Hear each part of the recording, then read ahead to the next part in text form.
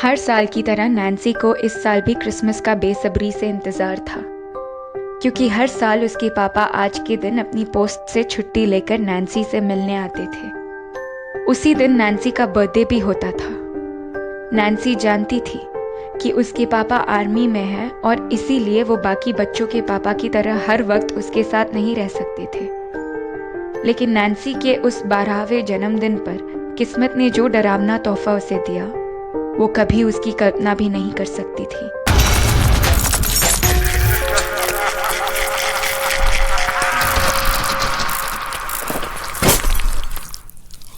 Nancy पूरे घर में इधर उधर उछल रही थी। वो सोच रही थी कि पापा के आते ही वो उनसे लिपट जाएगी और जब तक वो उसे उसका बर्थडे गिफ्ट नहीं देंगे, उन्हें छोड़ेगी नहीं। पर इंतजार करते हुए सुबह से दोपहर हुई और दोपहर से शाम। नैन्सी के पापा की कोई खबर नहीं आई। क्या पापा नहीं आएंगे? नैन्सी मन ही मन सोचने लगी।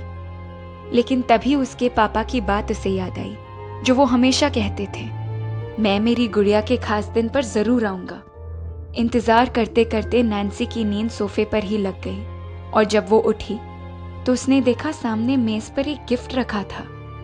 हरी रंग के कागज में लिपटा एक लाल रंग का खूबसूरत रिबन में बंधा हुआ। सामने गिफ्ट देखते ही नैन्सी खुशी से उछल पड़ी। वो समझ गई थी कि उसके पापा आ गए हैं। नैन्सी ने तुरंत वो गिफ्ट उठाया और खोला। लेकिन ये क्या? उसके अंदर तो कुछ भी नहीं था। नैन्सी ने गुस्से में वो खाली बक्सा खिड़की के बाहर फेंक दिया। वो अपने पापा से इस मजाक की शिकायत करने दूसरे कमरे में गई, लेकिन पापा पूरे घर में कहीं नहीं थे। नैन्सी वापस से सोफे के पास आई तो उसने देखा वही गिफ्ट जो नैन्सी फाड़ कर फेंक चुकी थी, वापस से मेज पर रखा था,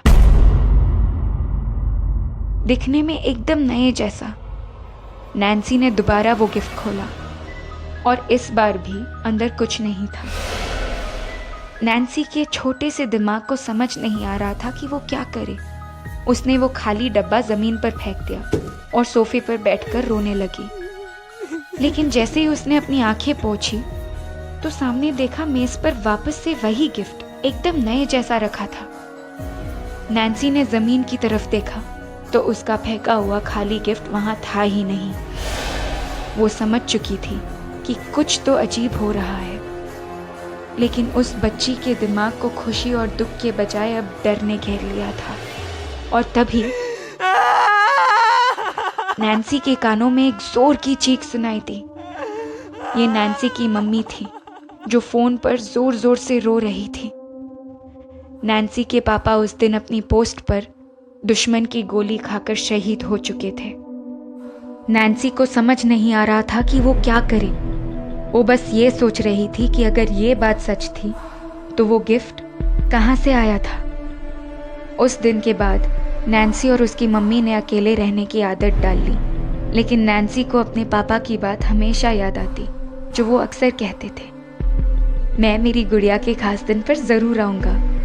नैन्सी अपने हर जन्मदिन पर इंतज़ार करती कि शायद उसके पापा उसे एक झलक देने वापस आए, लेकिन वो तो कभी उसके सपने में भी नहीं आए। नैन्सी काफ़ी बार मुझे ये कहानी सुना चुकी है।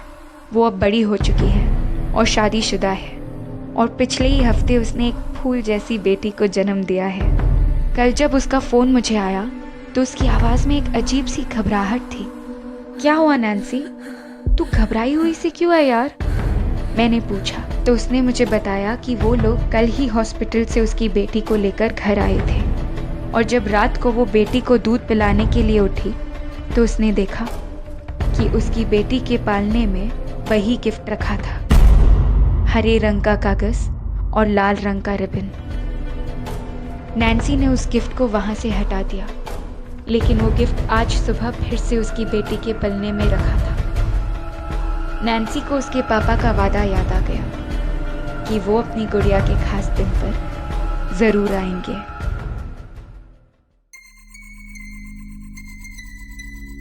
अगर मेरी जिंदगी से जुड़ी और खौफनाक कहानियां सुनना चाहते हैं तो मेरी प्रोफाइल को फॉलो करें। मिलूंगी अगले शनिवार शाम 7 बजे एक और दिल दहलाने वाली कहानी लेकर।